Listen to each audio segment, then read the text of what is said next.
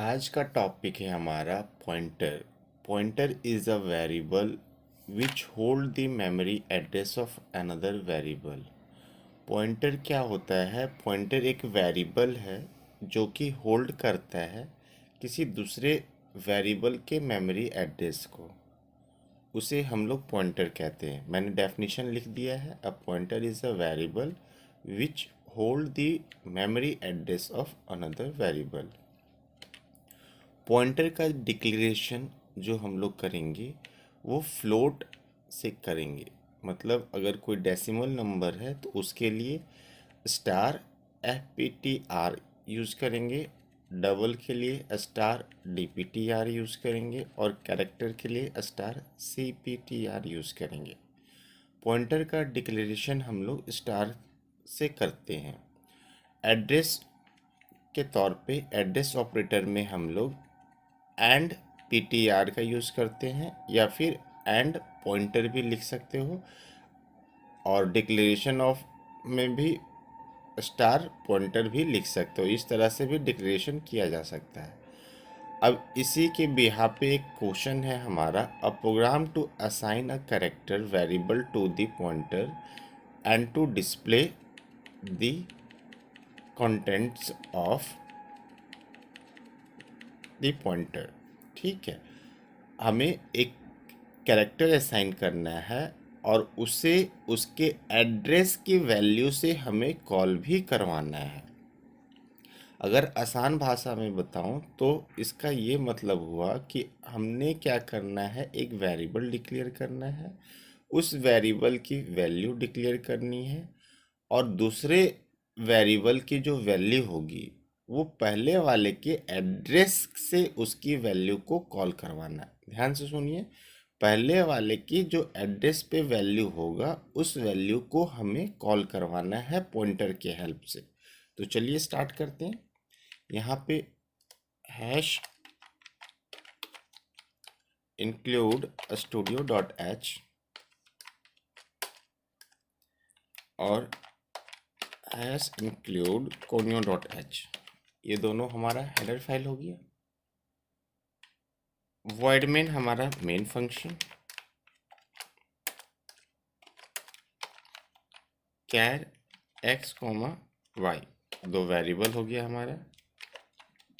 कैर star POINTR, मैंने बताया था पॉइंटर भी डिक्लेयर कर सकते हैं। स्टार के जगह पे स्टार PTR भी लिख लो या स्टार पॉइंटर भी लिख लेते हैं। ठीक है, हम लोग पॉइंटर लिख के चलते हैं। x की वैल्यू मैंने असाइन कर दिया C। इसे कमेंट्स के तौर पे मैं बता देता हूँ, असाइन कैरेक्टर, असाइन कैरेक्टर। और पॉइंटर जो है, पॉइंटर जो होगा वो हमारा एड्रेस ऑफ x होगा। पॉइंटर हमारा एड्रेस ऑफ x है। y equal star pointer, y equals to star pointer, pointer address of x, और एड्रेस ऑफ x क्या हो गया हमारा C, मतलब y की वैल्यू भी हमें क्या मिल गया C। यहाँ पे चाहो तो स्क्रीन क्लियर करवा दो, जब भी प्रोग्राम एग्जीक्यूट हो तो हमारा स्क्रीन क्लियर मिले। printf value of x %c /n, अगर नीचे लाइन में चाहिए तो /n दे दो, अदरवाइज एक ही लाइन में प्रिंट करना है तो मत दो, x की वैल्यू प्रिंट करवा देंगे। printf दूसरे वाले को वैल्यू ऑफ y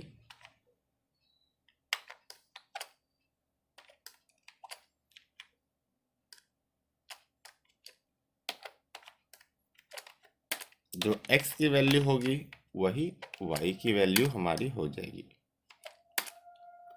इस तरह से प्रोग्राम लिख लिया। प्रोग्राम लिखने के बाद आप क्या करेंगे, इसे कंपाइल कर लें।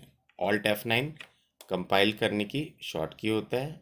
यहाँ पे हमें एरर शो करके दिखा रहा है, कोई बात नहीं, एंटर करेंगे तो हमें बता भी रहा है इंक्लूड की स्पेलिंग गलत लिखी है और स्टेटमेंट भी मिसिंग है बीच में, ठीक है। यहाँ पे आई नहीं लिखा है, मैंने आई लिख लिया। और स्टेटमेंट कहाँ पे मिसिंग है, एक बार फिर से इसे यहाँ पे देखिए, स्टेट सेमी कोमा नहीं लगाया है, यहाँ पे सेमी कोमा लगा देता हूँ। अब ऑल्ट F9 से कंपाइल करेंगे, 0 एरर है। रन करवाने के लिए कंट्रोल F9।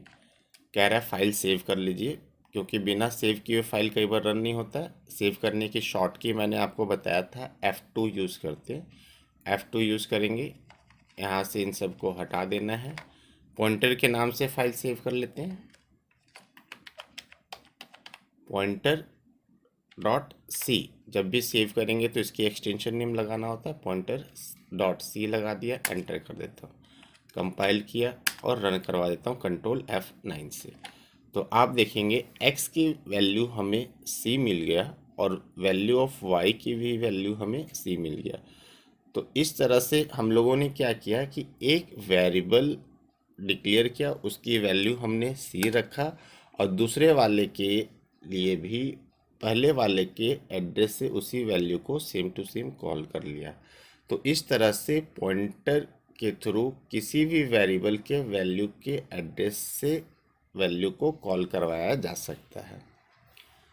अगर मेरी वीडियोस आप लोगों को अच्छी लगी तो प्लीज़ लाइक करें, सब्सक्राइब करें और अपने फ्रेंड्स के बीच में शेयर करें। बस आज की क्लास के लिए इतना ही। Thank you.